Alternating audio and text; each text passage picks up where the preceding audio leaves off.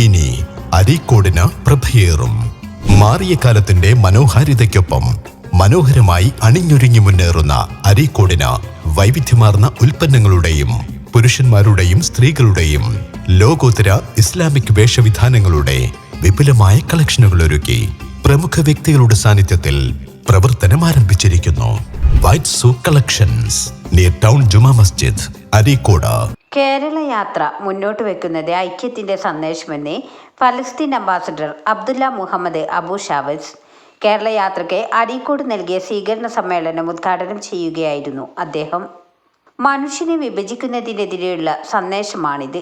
വിഭജനത്തിനെതിരെ ഒന്നിക്കാനുള്ള ആഹ്വാനമാണ് യാത്ര നൽകുന്നത്. മനുഷ്യത്വം എന്നത് മനുഷ്യന്റെ ഭാഷയാണ്. പലസ്തീൻ ജനതയ്ക്ക് ഇന്ത്യയും കേരളവും വലിയ പിന്തുണയാണ് നൽകുന്നത്. വെടിനിർത്തൽ ലംഘിച്ച് പലസ്തീൻ ജനതയ്ക്കെതിരെ വലിയ ആക്രമണങ്ങളാണ് നടന്നുകൊണ്ടിരിക്കുന്നത്. നിരന്തരമായ ആക്രമണങ്ങളിൽ സാധാരണ ജനങ്ങൾക്ക് അവിടെ ജീവിക്കാൻ കഴിയാത്ത സാഹചര്യമാണുള്ളത്. മനുഷ്യത്വത്തിന്റെ സന്ദേശവുമായി നടത്തുന്ന സംഗമത്തിൽ പങ്കെടുക്കാൻ കഴിഞ്ഞതിൽ വലിയ സന്തോഷമുണ്ടെന്നും അദ്ദേഹം പറഞ്ഞു. ഇന്ത്യയും കേരളവും പലസ്തീന് വലിയ പിന്തുണ നൽകുന്നതായും അദ്ദേഹം പറഞ്ഞു. We have a history that yet we did not have the chance to speak it.